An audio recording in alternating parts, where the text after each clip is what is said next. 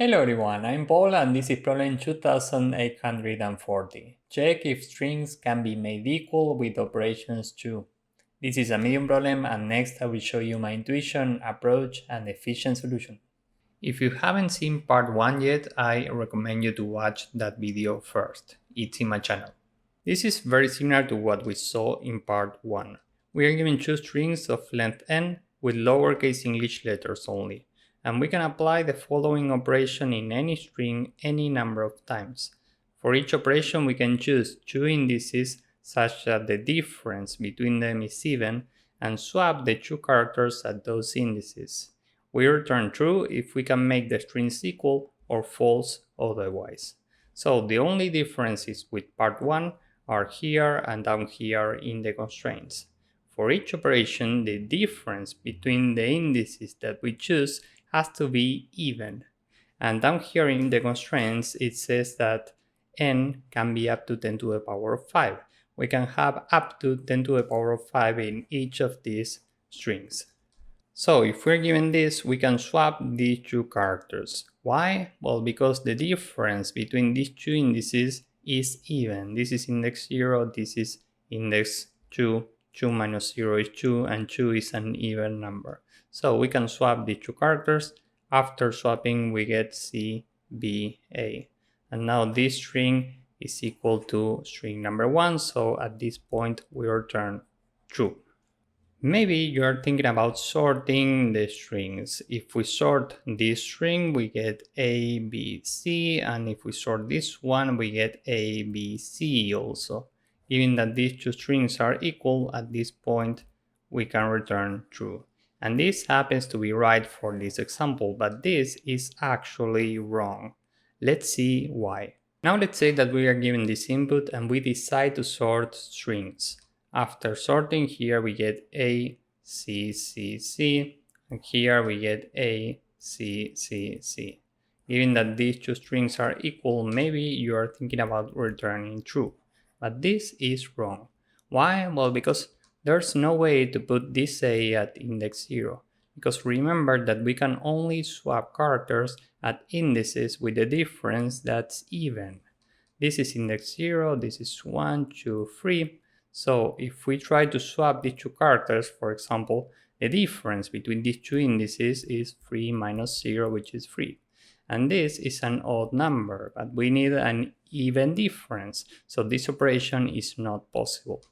Maybe you are thinking about swapping these two characters.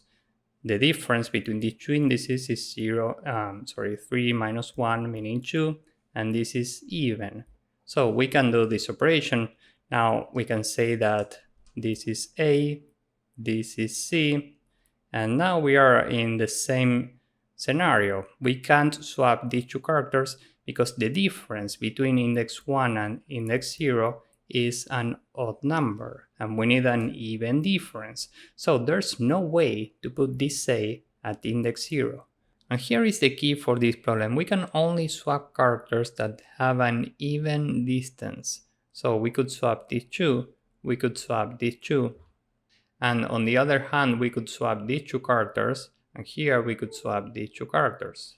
And let's say that we have more characters here. We could swap this character with any of these two characters, and we could swap this character with any of these three characters. Similarly here we could swap every character that's in blue. And as you might guess, we could swap this character with any of these two characters, and we could swap this character with any of these two. So you can see the pattern here. For every string we have two groups. You can see the first group here. It has C, A, C, B, and the second group has C, C, C. And as you can see, we can have repeated characters in the same group. So we do care about frequencies. So where can we store each of these groups, given that we do care about frequencies? Well, in a frequency map. In two frequency maps, actually. So we have one frequency map for even indices. This is index 0, 2, 4, 6. And another frequency map for other indices. This is index 1, 3, 5. So first we are here at index 0 and we have a C. This is an even index, so we go to the corresponding frequency map, and here we don't have letter C, so we add it, and the frequency for this is 1. This means that this is the first C that we see in this map. Now we are here, this is index 1, which is an odd index, so we are looking at this map, and this is the first C that we see, so we add C, and the count for this is 1. Now we are here, we have an A, so we go to the corresponding map and add A with the count of 1. Next here we have another C, so we go to the corresponding map and we need to add 1 to this count, so this is 2. Now this is an even index and we have another C, so the count of this is now 2. Now this is an odd index and we have a C, so this count is now 3. Finally, we are here. This is an even index and we don't have B in this map, so we add it, and this is the first B that we see, so the count is 1.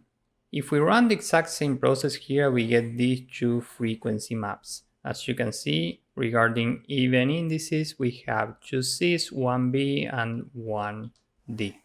And regarding odd indices, we have 1 C, 1 A and 1 D. And now this is all we need to get the result. For example, if we compare maps for even indices, they are different. And this means that we can return false right away. Why? Well, because if we take this string, we can swap any of these elements any number of times, but we will never be able to get the composition of this map. And this is very important because we are trying to make the strings equal. For example, here we have an A and we don't have any A at an even index in string number 2. This means that we will never be able to make these two strings equal. So if even maps are different or odd maps are different, we return false. If they are equal, we return true. In this case, the result is false. Now let's say that we have these two strings. From this we can create these four maps, and as you can see here, maps for even indices are now equal. We have 2 Cs, 1 D and 1 B, and maps for odd indices are equal also. We have 3 Cs in both cases. So at this point we can return true here. And just to be clear, this means that we can swap these two elements. This is C and this is D now. And then we can swap these two elements. So this is B and this is D. Now this string is equal to this one. And we can do this because we have these 3 characters in this map for even indices. Time complexity here is big O of n because that's the size of the strings. And space complexity in the worst case is also big O of n. That's the scenario in which we have all different characters in both strings. So with this in mind, now let's see how to code this up.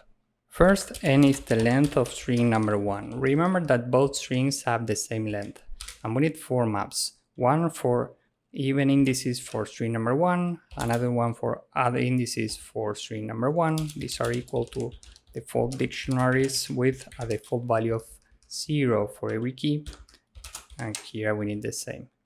Now we need exactly the same for string number 2, so this is even 2, odd 2, and now we can iterate every index in range n, and every time we are checking if the current index modulo 2 is equal to 0, meaning if we are standing at an even index.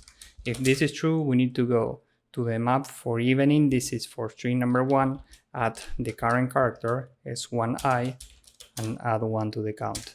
And we need to go to the map for even indices for string number 2, add the current character and add 1. Else, meaning if the current index is odd, we need to go to the map for all the indices for string number 1, add the current character and add 1. And we need to do the same for string number 2, so here we add 1. Now we have all the maps, so we can check if the map for even indices for string number 1 is equal to the map for even indices for string number 2.